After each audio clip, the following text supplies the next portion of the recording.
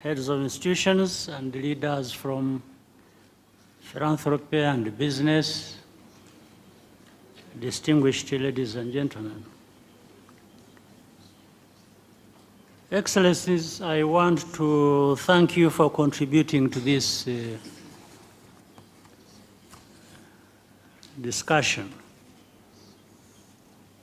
Allow me to also recognize our special guest, our sister from across the seas, Prime Minister Mia Mottley of Barbados, who has been working closely with us on joint Caribbean-Africa Health Cooperation.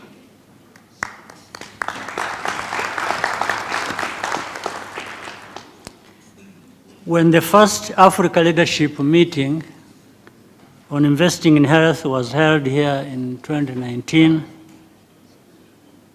donor support for health budgets was already under strain. As African governments, it was time to start getting more serious about financing our health systems out of domestic revenues. The work done over the past few years, led by NEPAD and its partners, has provided us with tools to know how effective our health spending is. That is because it is much easier to make the argument to our parliaments and taxpayers that we should spend more on health if we are also spending those funds better for bigger health outcomes. Overall, this has resulted in significant improvements to expanded healthcare access through a well-trained medical workforce and the use of technology. But Africa now finds itself at a crossroads. The health financing landscape has shifted dramatically. To attract grant funding for health, we will have to make a very strong case. And that means contributing more from our own resources and relentlessly focusing on value for money. We should not be daunted by this. The work to build our continent, including our health, cannot be outsourced to anyone else. Current events are therefore an invitation for us to take full ownership of our challenges and find alternative ways of addressing them. I would like to suggest 3 new approaches for the next chapter of our shared domestic health financing mission.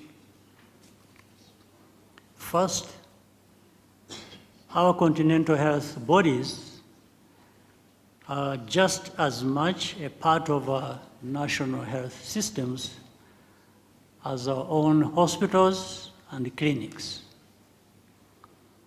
We must commit to contributing more to Africa, CDC, NEPAD, and the African Medicines Agency.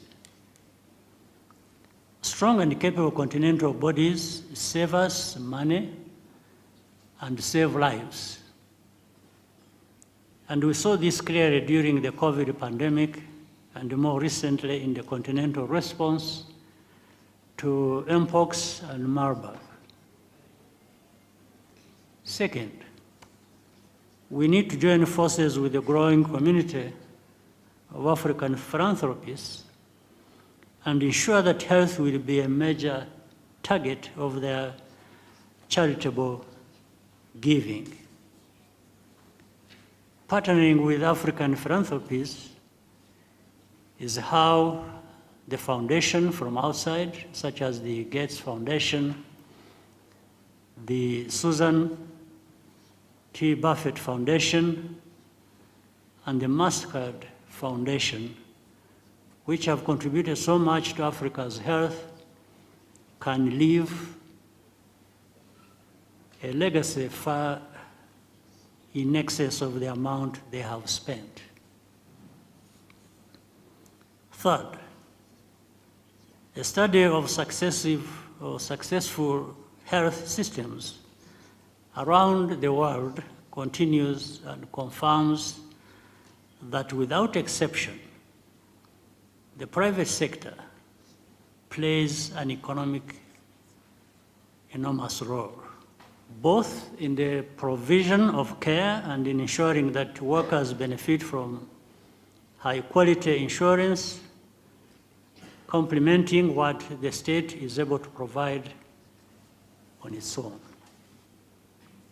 I propose that over the next year, we work together to define new mechanisms for concrete collaboration on healthcare among governments, business, and philanthropies, and draw more and more actors in these efforts. I ask that our African Union health bodies lead us in this work. Let me close by thanking all of you who have been a part of this journey since 2019, and especially those who will be part of the next effort going forward. I hope today we can brainstorm about what is possible and leave this room with a shared conviction that a significant upgrade in Africa's healthcare quality is possible, and that we are also part of a community that will ensure it gets done. Once again,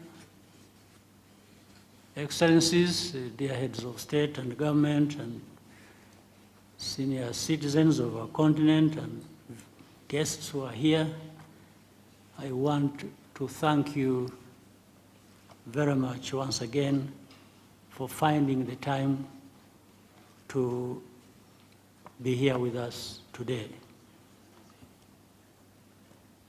Thank you very much. I look forward to our discussion.